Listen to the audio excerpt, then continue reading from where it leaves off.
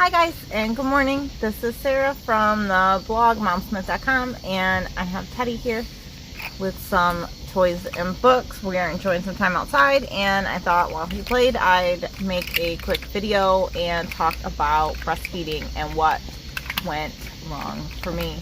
Breastfeeding was super duper important in my plans for Teddy. I know a lot of people have different opinions on different things. Whatever's important to you is fantastic. This was super duper important to me. My kids range from 6 months to 17 years old, my next youngest being 10, so I had a lot of time to think about what I would do with this baby, and breastfeeding was definitely on the to-do list, very high.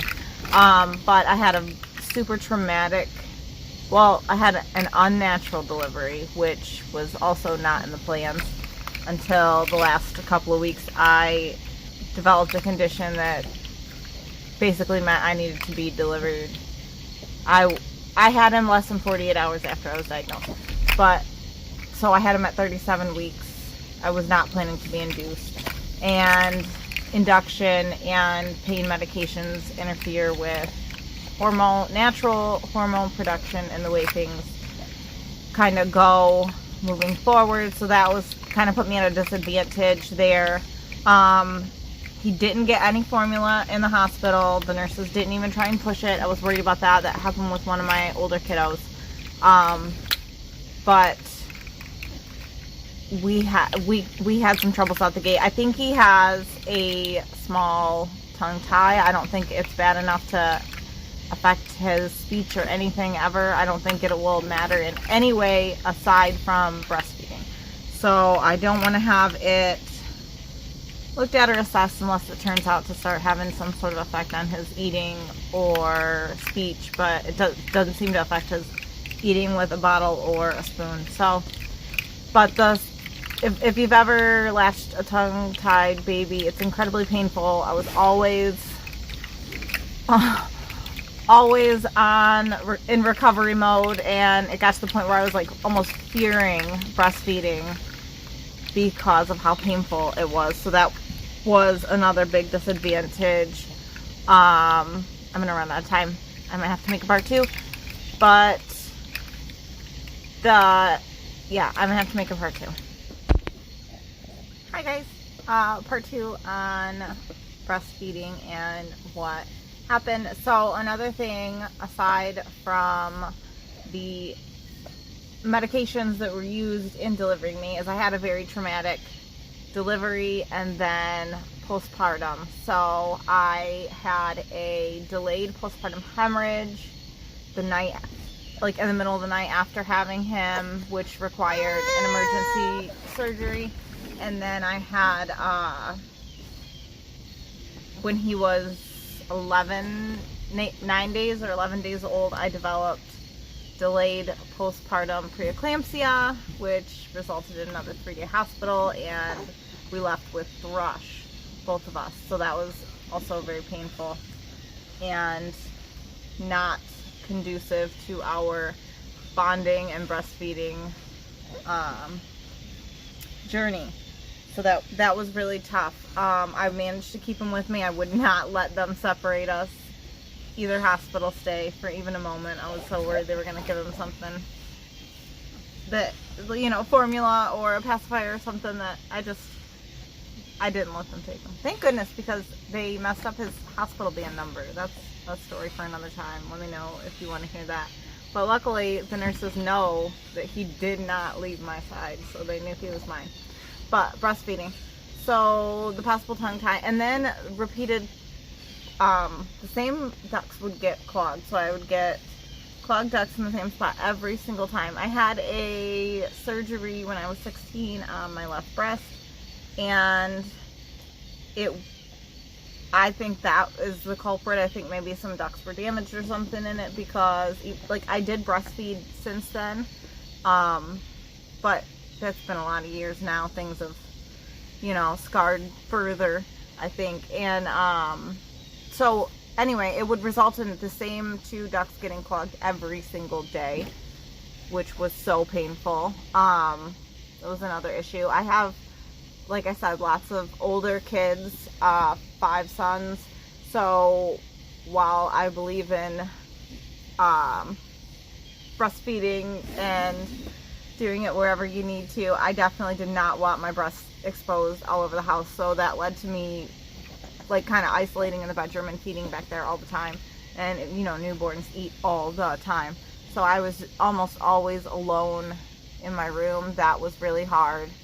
That definitely wasn't helping my mental state, which affects then your hormonal production, which affects your milk production. I'm gonna make part 3. Hi guys, breastfeeding part 3, breastfeeding troubles part 3. So like I said, I isolated in my room because I have lots of teenage sons, and if they were younger I probably wouldn't care so much, but with them being older it just felt weird, uncomfortable to me. I don't like breastfeeding in public either. I have no problem with it, but as a personal preference it makes me very nervous and uncomfortable. So it led to me being off by myself almost all the time while feeding him, which was almost all the time. I mean, this guy wanted to do nothing but eat. And then trying to battle a low supply. So on top of the physical and hormonal issues, I was having a supply issue. I don't think I was drinking enough water, eating enough food.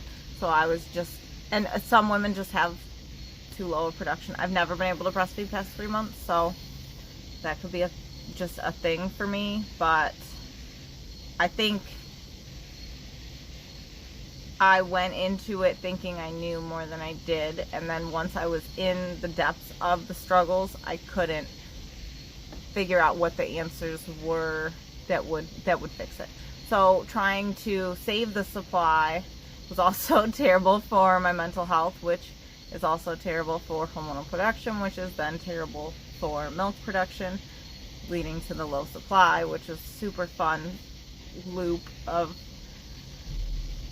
joy, really. That's what that is. But I was taking supplements. I put myself on a pumping schedule here and there. Like, I would go on and go off of that because it was so painful. I was so sore from feeding that pumping, in addition, was like adding torture sessions to our journey. So that was terrible. But that was something that I was trying to do to help, and I would try and just muscle through it for as long as I could, and it didn't end up ever really getting my supply up because I couldn't keep at it long enough due to the pain. And I tried different flanges and all of that. It was just, I was already so sore, and I had shields, but I was already so sore. I don't know. It just, it wasn't working. And then postpartum depression or anxiety, whatever, lead to low hormonal response in general, kind of a dulled, sleepy hormonal response to everything. So when I was feeding him, I was supposed to be dumping oxytocin, which then tells it, you dump this hormone cocktail while feeding that tells your body to make more milk. Back again. I didn't even catch that cut off that time, but breastfeeding. So your body dumps this hormonal cocktail when you're feeding, when you're snuggling. That's why they say skin to skin. Snuggling your husband does the same thing.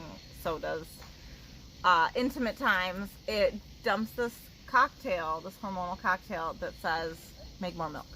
And when you have postpartum depression or anxiety, it's seen that you'll likely have a very dulled positive hormonal response to things. So I was probably not having the positive side of the hormonal feedback loop, but I was definitely in the negative side. So it was a battle every single day to try and make and keep milk, and I was so stressed, and it was like all consuming.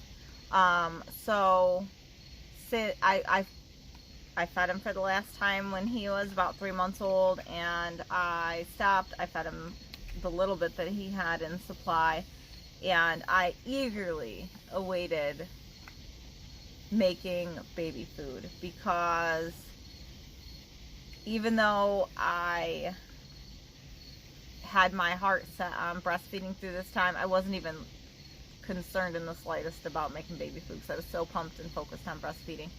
But with that having been laid to rest, I found a new adoration for making scratch baby food because I feel like it's coming from me. I know what's in it. It's homemade. I'm cooking love into it, just like my husband's lunches. I cook so much love into the food that I make, my dinner for my family. So I know that he can taste that, just like what would be in the breast milk, lots of love. It just, I even get to use my breast milk storage bags because if you didn't know, you can store purees in your breast milk storage bags. So it kind of has been a healing for me to make the homemade baby food for him and he loves it, so that has been a bonus. I feel like it really damaged our bonding time when he stopped breastfeeding, especially because I really couldn't stand to give him a bottle, so that was weird and hard. I got over it obviously, but it was tough on our bonding. I felt like maybe he didn't even notice, but making him scratch baby food and feeding him and having our feeding times have been amazing.